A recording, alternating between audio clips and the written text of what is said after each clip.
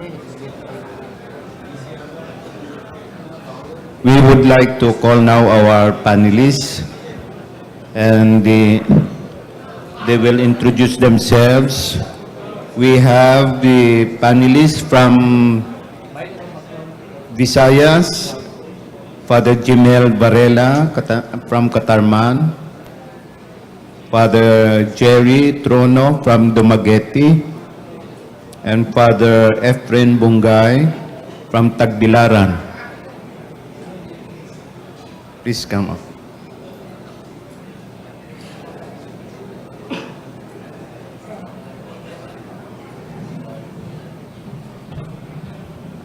And our speaker, Father Noel Dislati.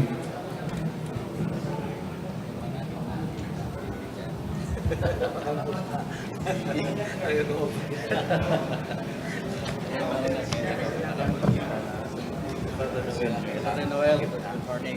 Thank you very much for the So once again, good morning. We are privileged today that our panelists come from seminary formators.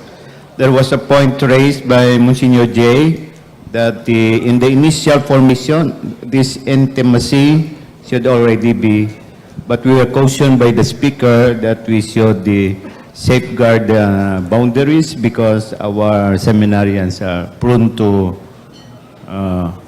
boundaries. Violence. Okay. So, the salient point of our discussion is that we priests are recognizing that the fraternal, sacramental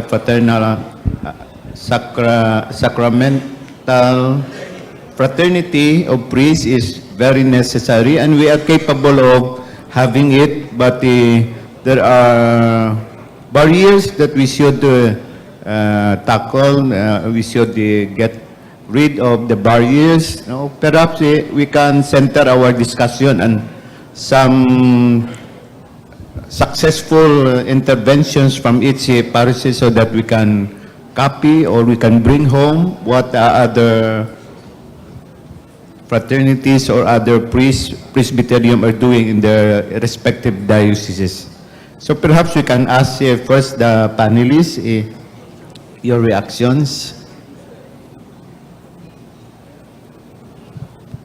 And before you say your reaction, if you can further introduce yourselves. I am Father Efren Bungay from Tagbilaran Diocese. And you are working in the seminary? Where are you assigned?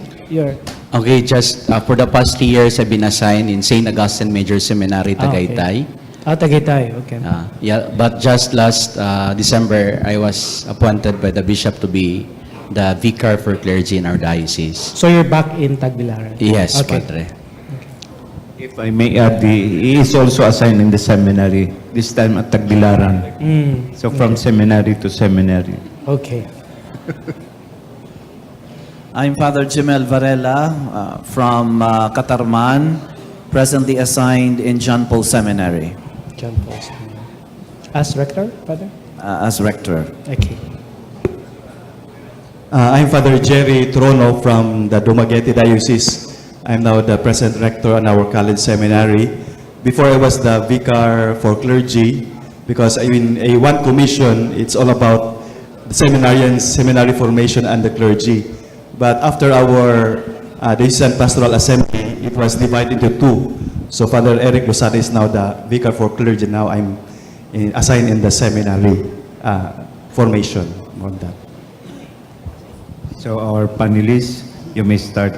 So this is not a sharing, but just still a question, because while Father Noel just this morning discusses about the communion in sacramental fraternity, one of the well-mentioned word is intimate. No?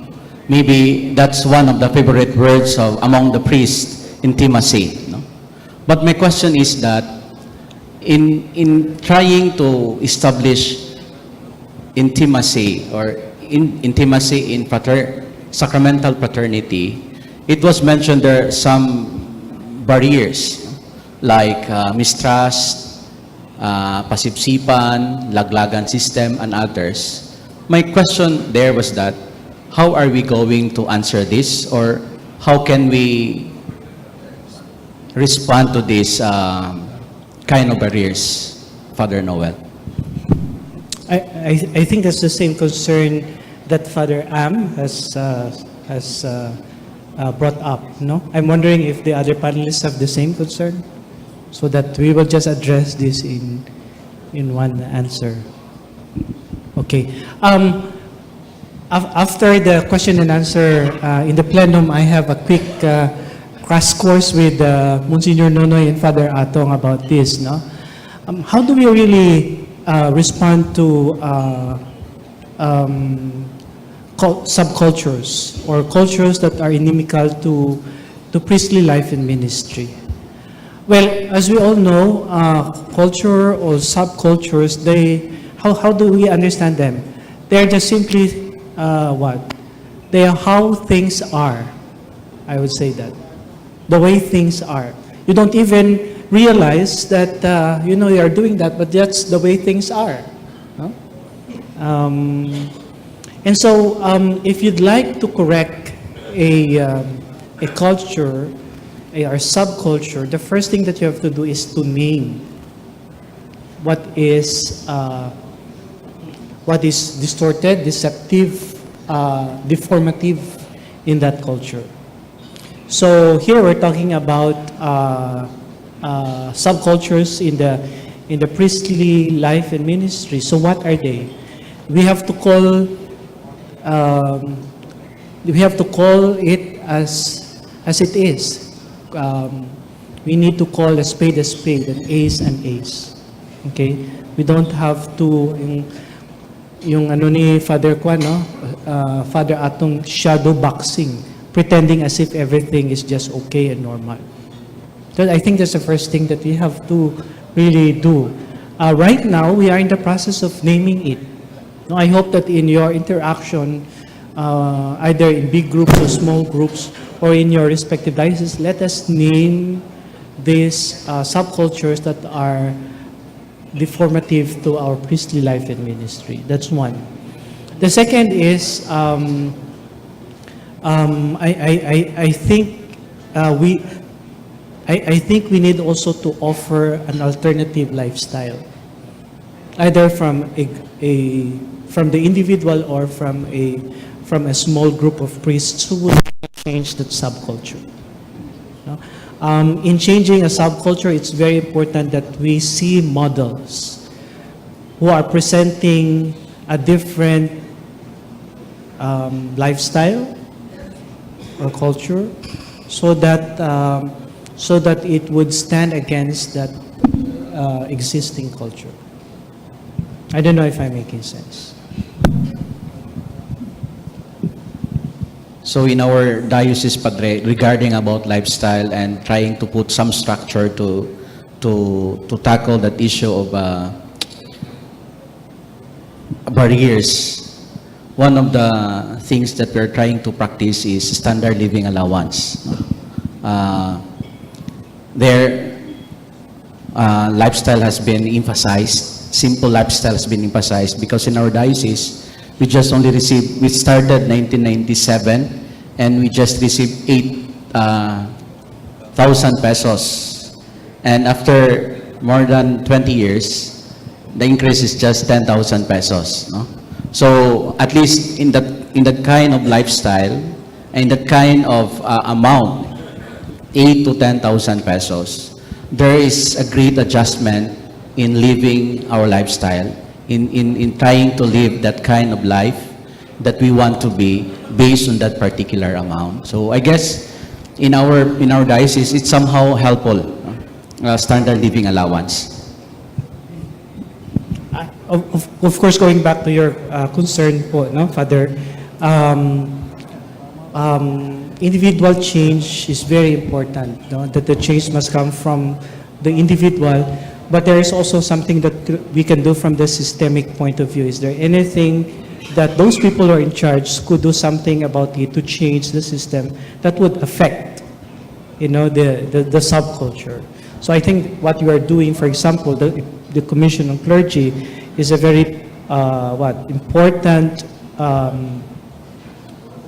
commission that could foment systemic change to change the subculture.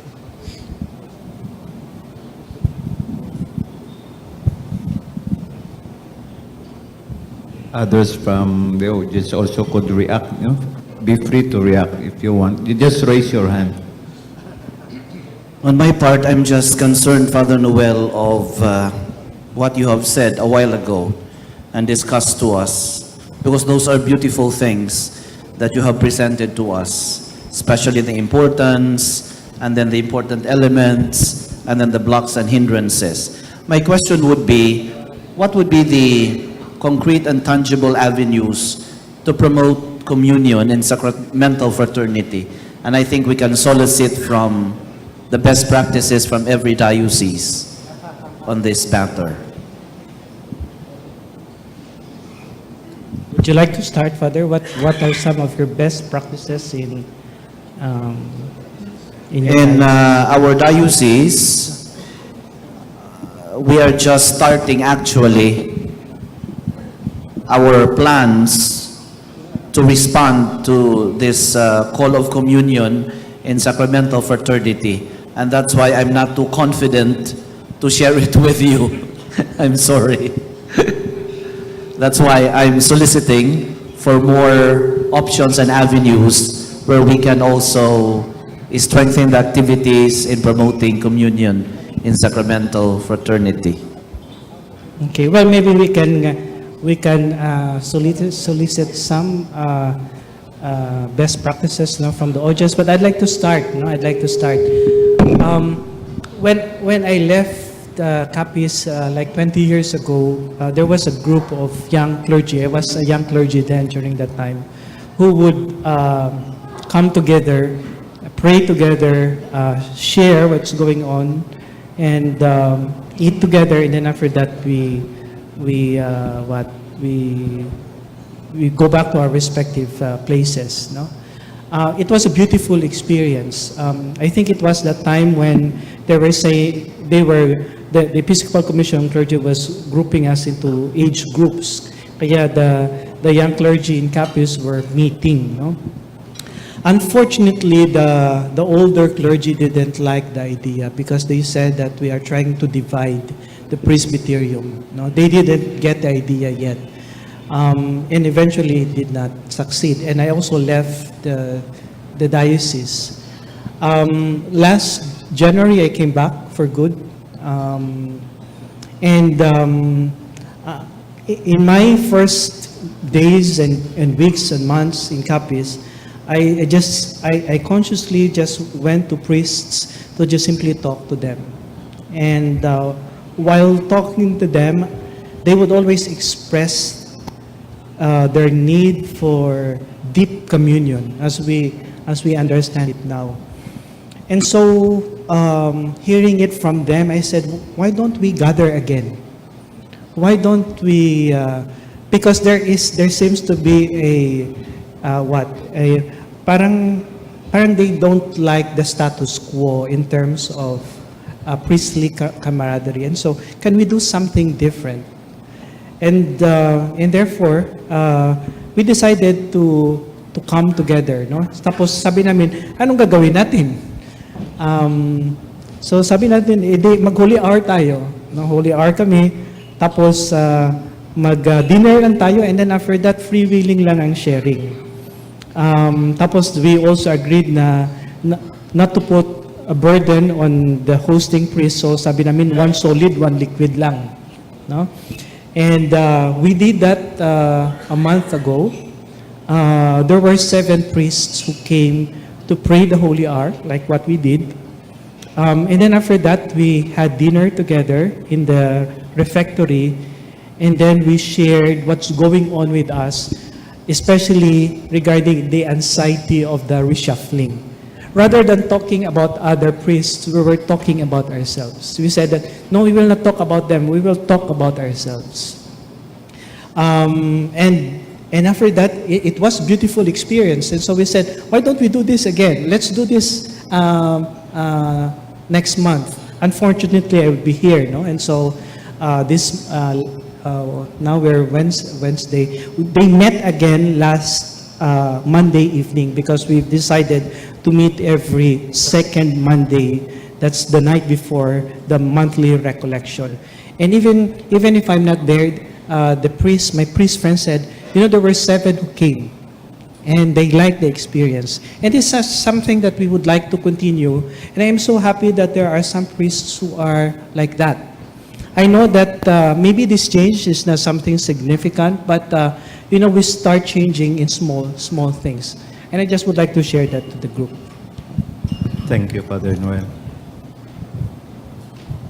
Yes, from Antique, Father Lorenzo. From Antique. As I had shared I think yesterday about the updating that is rooted in daily relationship with the brother priests. So I would like to continue that kind of spirituality or ministry. In our diocese, the bishop tried us to leave the team ministry because I believe that one of the barriers of intimacy is having an intimidating personality. So if the intimidation comes from somehow in the position and power, especially if the parish priest is much senior than the assistant. So wealth and power always come together, as Saint Teresa of Jesus said. So sometimes these two, the power and wealth, the one who holds the money has the power. So in team ministry, there is equality. And I believe that when we start with that kind of ministry, team ministry, somehow the young clergy, hindi natin maiwasan, sila yung magiging next in power someday or some years. If we teach them earlier the spirit of team ministry, it is a good venue for intimacy later on, the team ministry. Thank you, Father. Yeah. You want to say something, Father? Yes, please.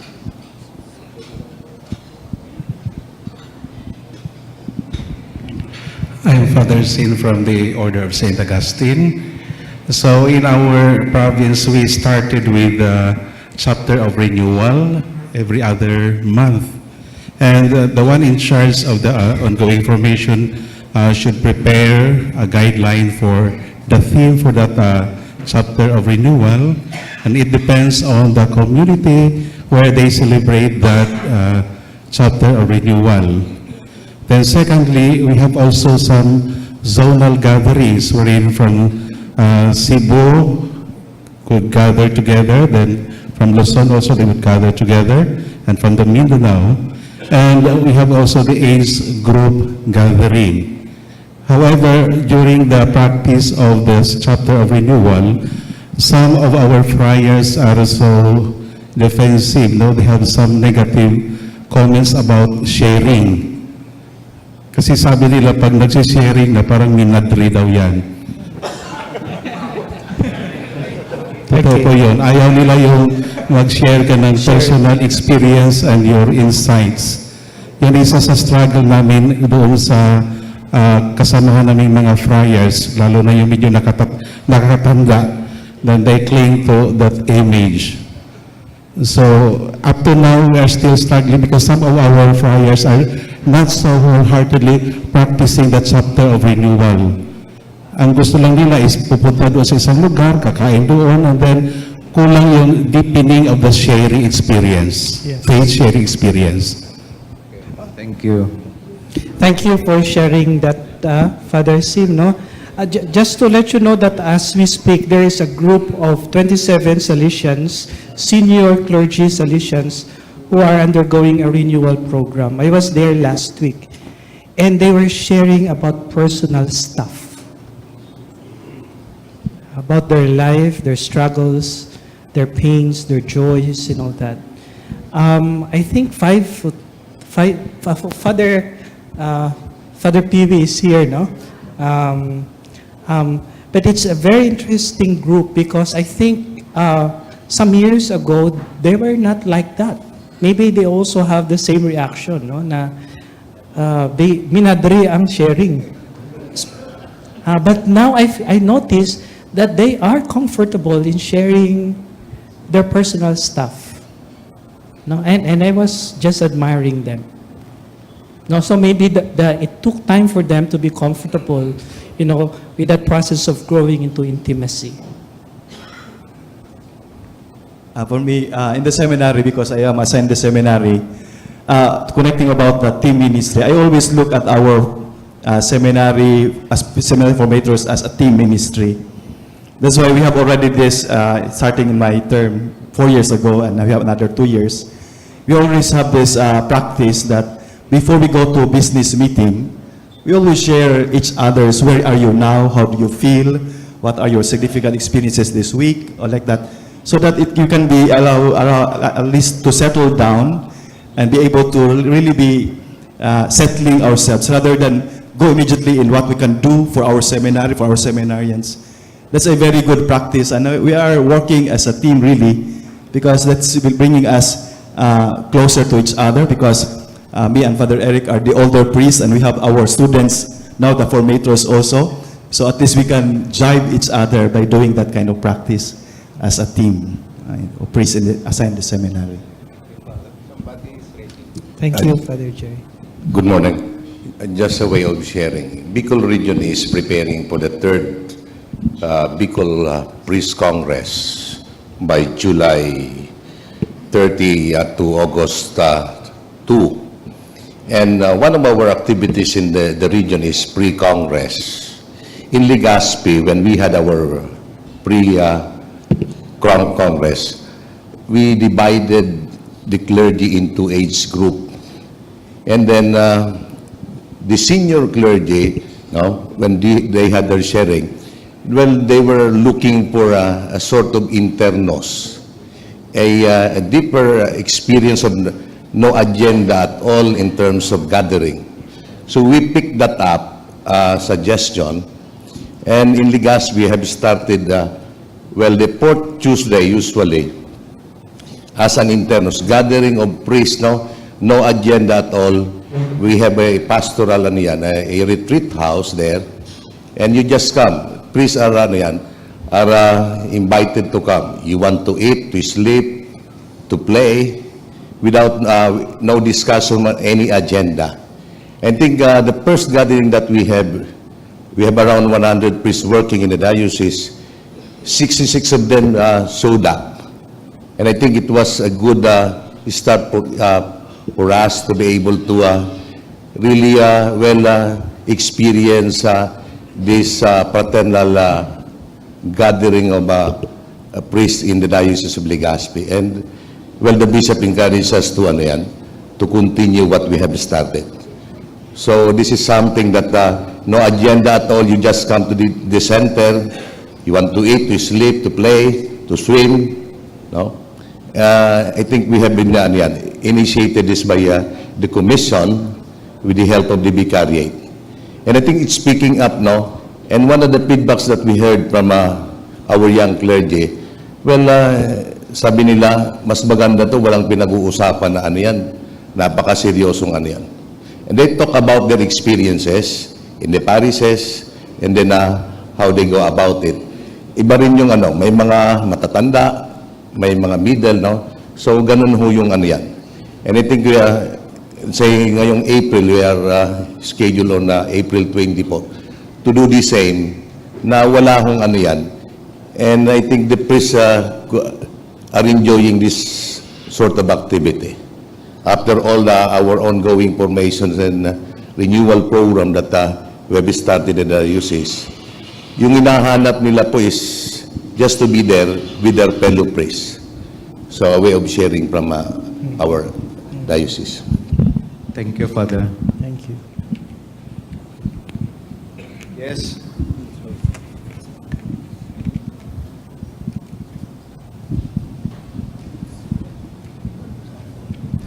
morning po. My name is Father Boyet from the Diocese of Cabancalan. I feel po yung intimate sacramental fraternity or brotherhood or unity ay hindi po pwedeng i-force. And we have failed many times in our attempts to allow for other priests to be really open towards self-disclosure. But we have tried to make or create occasions and spaces where we priests can become comfortable in sharing what's going on in our lives. So, meron kami na regularly, pag may piyesta, merong basketball. Pag may basketball, so there will be time na pwede kayong uminom, pwede kayong whatever you wanna do. Pero hindi fino-force na, mag-disclose ka, parang ganoon. But many times, in moments when there is no structure at saka relax ang lahat, mas madaling makipag-usap.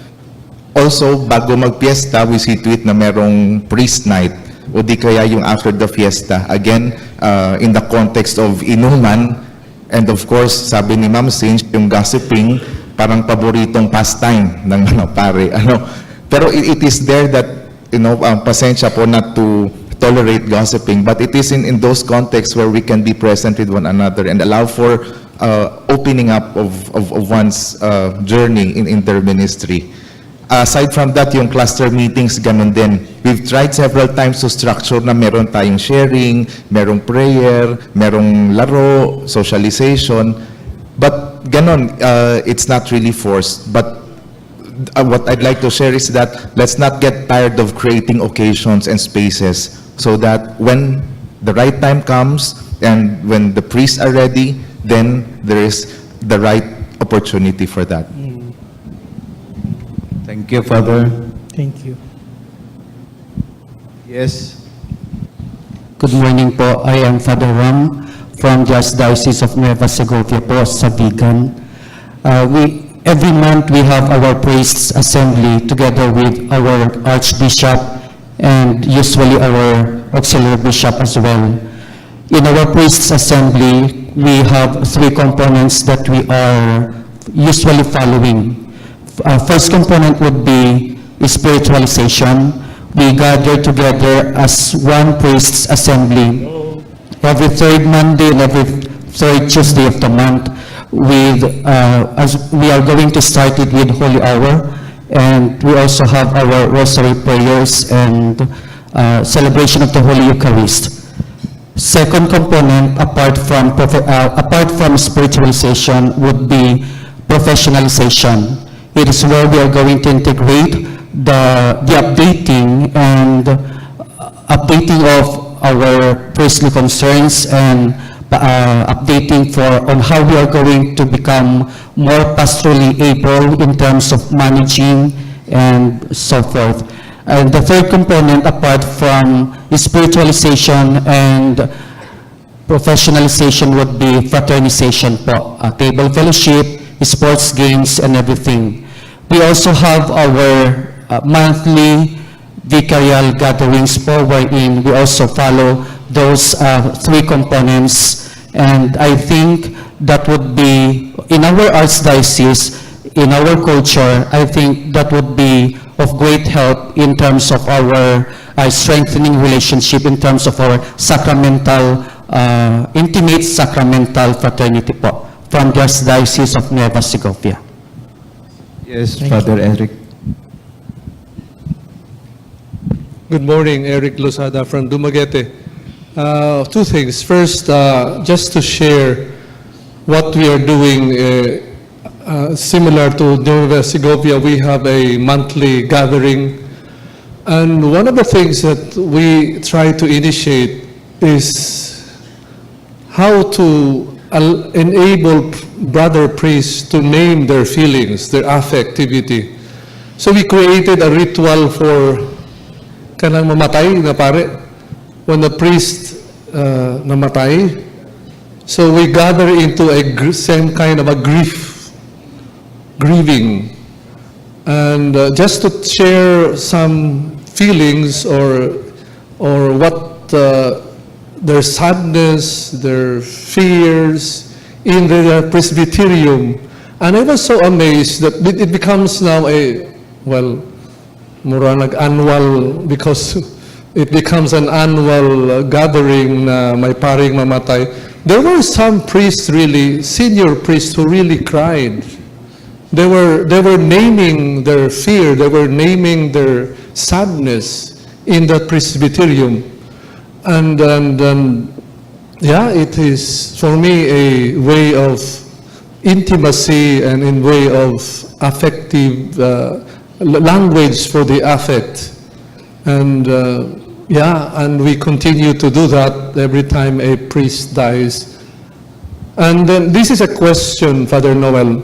Since we are addressing subcultures, and it requires a lot of training and formation, and naming the growth in our affectivity, especially we are men, and it is a deeper men issue to be able to name our affectivity, not in the madre way, but as men. And I am in college formation, and there was one time that a visitator went to our seminary, and one of the visitators' question was, do you allow relationships here, or exclusive relationships? And one of the seminarians said, yes, it's allowed but not encouraged, and we had a red flag for that. So my question is, this requires initiation, training in the affect, or in the male sexuality, male affectivity. Is that correct? We start it in college, human formation, on the affect. We try to respond to awakenings in sexuality and affectivity in college as a way of initiating them to the deeper masculine, the deeper way of the masculine way of expressing our affectivity. Thank you. Okay. Thank you for sharing that. I've not been in seminary formation for quite a while. No, my direct association would be with young adults and with priests. But what I know is that yes, it's important to start human formation even as early as minor seminaries, and we form them according to the needs and concerns of their age. It's always age appropriate. And I think I hope that the Executive Secretary of the Episcopal Commission of Seminaries are here, would pick up and answer that, because I think this falls under their concern. See, Father Roy is here, or Giselle is also here. I think that's very clear in the updated, how do you call that? The UPPF. Yeah. Yes. That the human sexuality even must start very early on, but but it must always be age appropriate. Okay? Father Roy or Giselle, can you respond to that? I do not know. Oh, Giselle. Yes. Perhaps the last interventions, no? Then the panelists and the speaker will wrap up the discussion. Yeah. Good morning. I'm Giselle. I belong to the Commission on Seminaries. I've been in the Commission since 2013. I also am involved in seminary formation. I'm one of the psychospiritual counselors in St. Joseph Regional Seminary in Iloilo. We do give human sexuality modules to our seminarians. These are theologians, no? Our team also, and we do counseling one-on-one.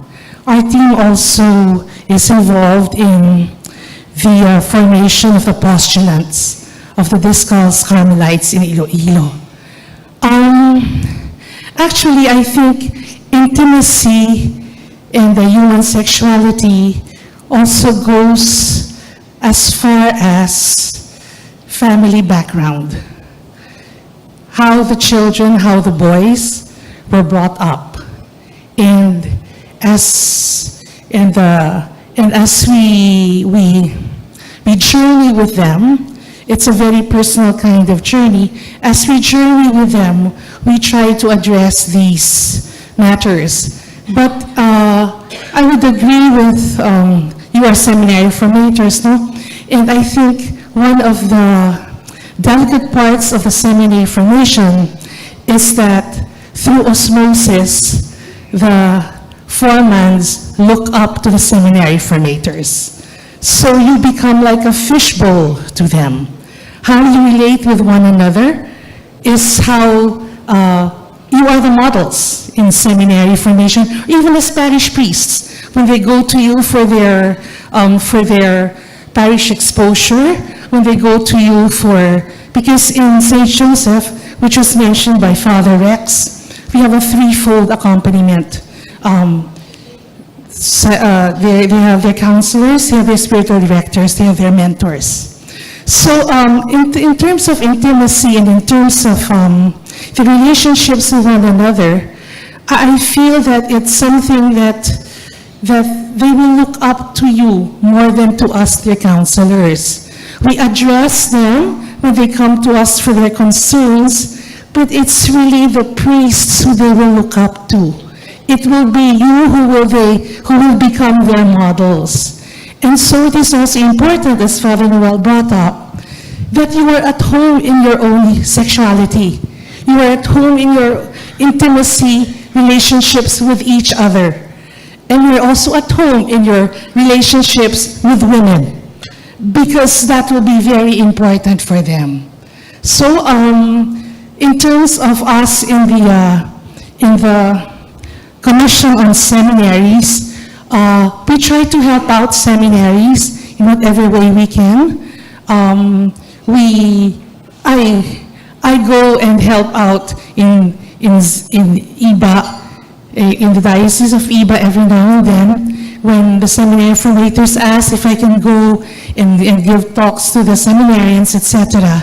And there are some of us who do the same in Iloilo. But if you talk about intimacy, it will be you who will be the models for that. It will be you who they will look up to, and it will be you. And maybe that's why it's also good, God is good, that this ongoing formation is coming up. Since this came up when we had the new ratio in Cebu last January, I think now it's becoming more personal, and the topic is becoming also more close to your hearts and more close to the person that you are going to be and the person that you are becoming. Because we don't end, as we have said, we don't end our formation after the seminary life, but it's ongoing, and even ongoing, I guess, even before we die.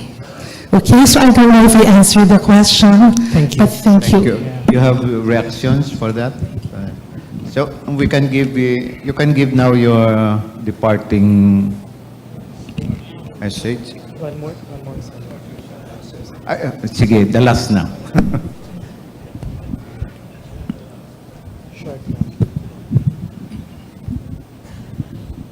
Good morning, Fathers. Father Nick from the Diocese of Davao.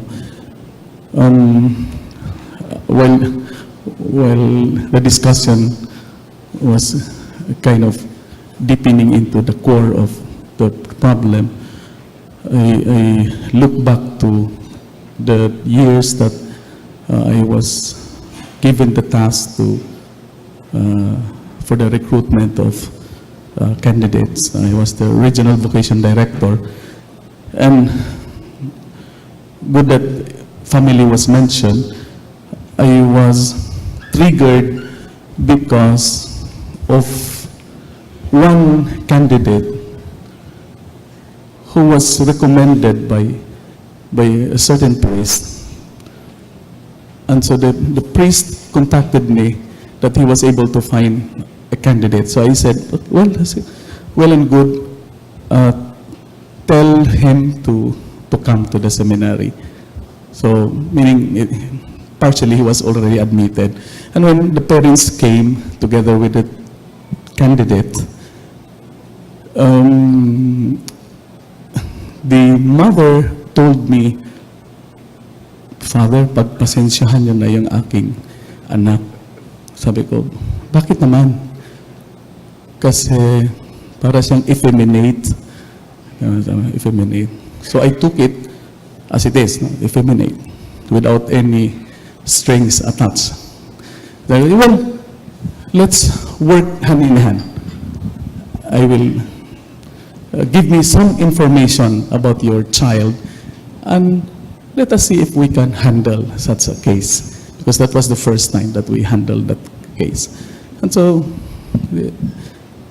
I just to cut the, that is why when family was mentioned, I think as early as the family childhood years must be already handled. Remember, R.H. Bill was even very bold in telling us that they have to go back as far as five years old. And they somehow succeeded in instilling that kind of dynamics. And so we really have to work hand in hand with the families. And that is why in our seminary, we integrated the families. So we have a seminary day wherein families, fathers and mothers are invited, and we talk about many things.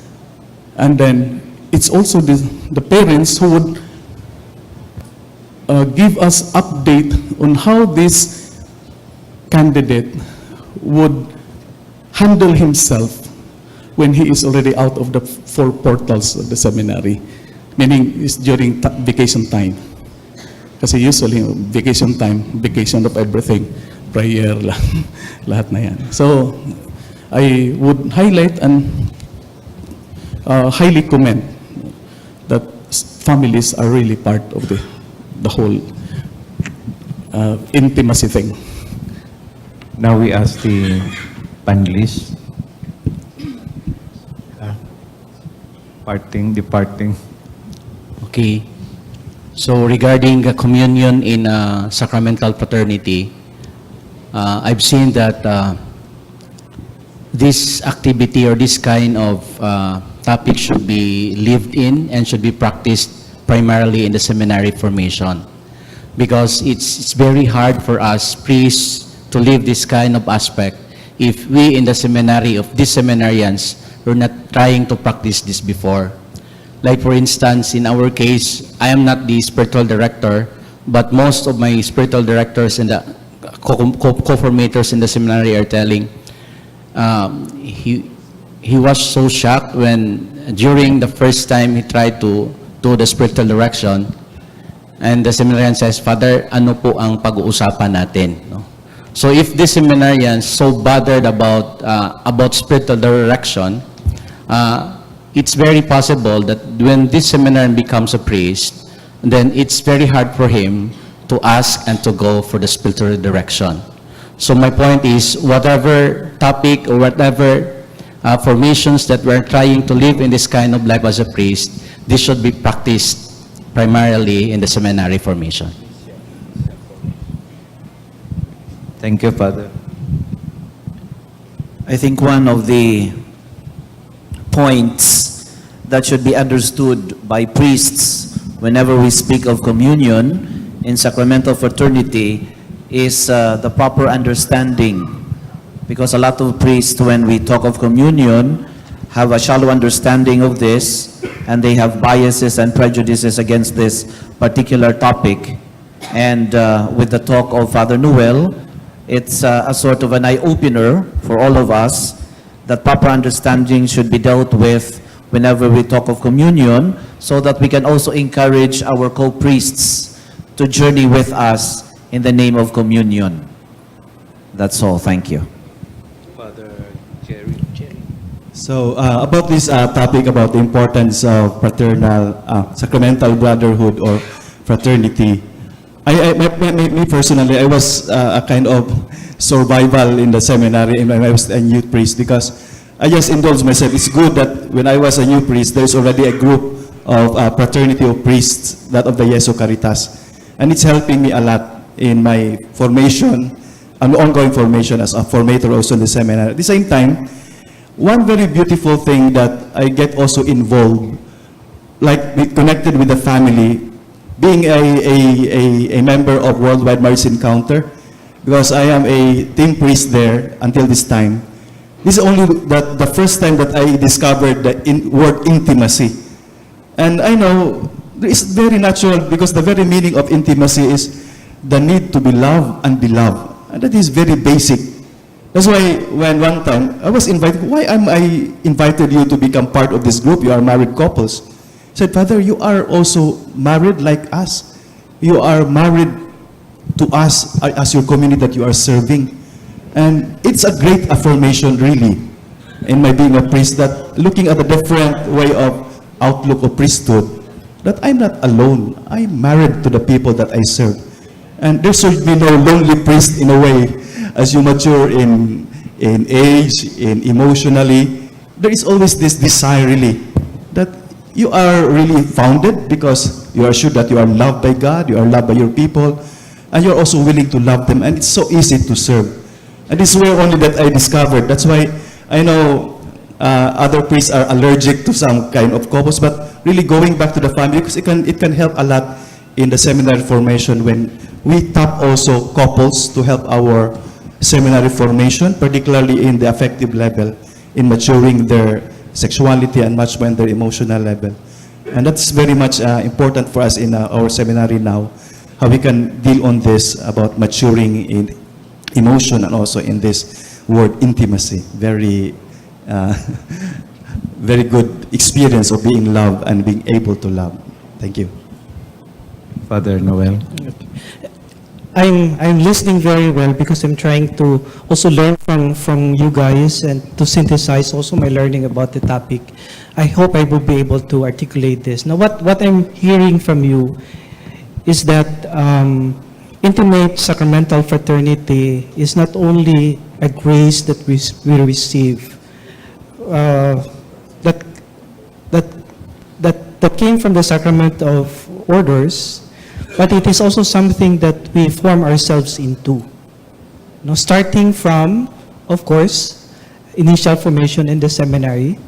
That's why we pay attention to human formation, and part of human formation is formation in human sexuality, formation in affectivity, healing of some traumas in the family dynamics, etc., etc. And then we continue doing that formation even in ongoing formation, because we need to sustain that fraternity. No? It comes from personal maturity. No? To be able to give oneself comes from that experience of formation that brings you to a level of maturity to be able to give yourself to others, particularly in relationship to your fellow priests. I think that's something that is very important. No? So it's an ongoing process. It's something that we cannot force on others, but it's an ongoing process. It's a personal experience.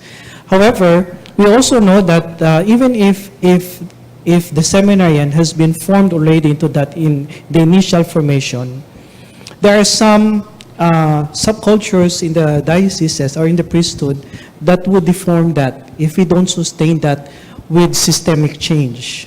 And that's why we have to continue offering activities, spaces for priests to grow in intimate fraternal, sacramental fraternity, no? Like what we are doing, like the good practices that we are doing. Remember that this is a process, and this is a lifetime process, and it's good to talk about it so that together we can work with it, work about it, no, together. Thank you. Thank you. Once again, we would like to thank our panelists, Father Efren, Father Janelle, Father Jerry, and our speaker, Father Noel. Thank you po. Thank you.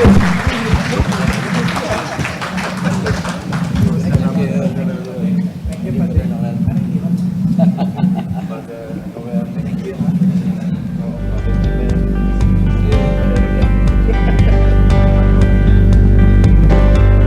we can show the slides for the concurrent workshops, again, the slides. Please be reminded of the venues of the concurrent workshops.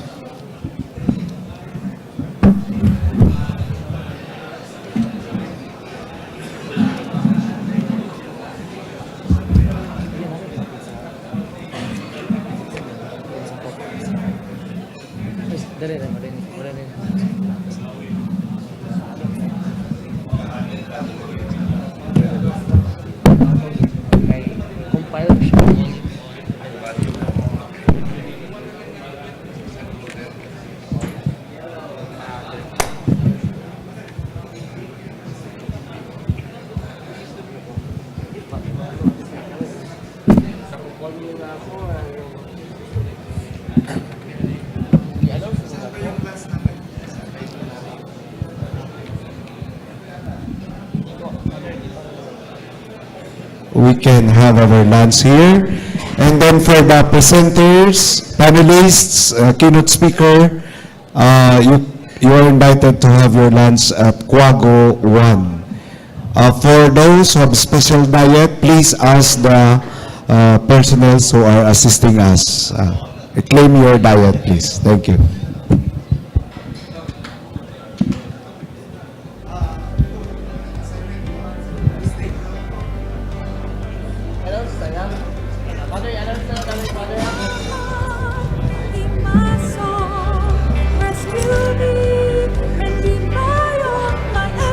For the concurrent workshops this afternoon, those who belong sa yellow, it will be Focolare Priest Movement at Lawin, dito po banda. And then, for those who belong sa red, Priestly Society of the Holy Cross, sa Aguila. Tapos, blue, Jesu Caritas Fraternity of Priests sa Calao, doon sa pinakadulo. And then, sa green, Apostolic Union of Clergy, sa Aguila 2 and 3. Dito po. Kasama yan. Thank you.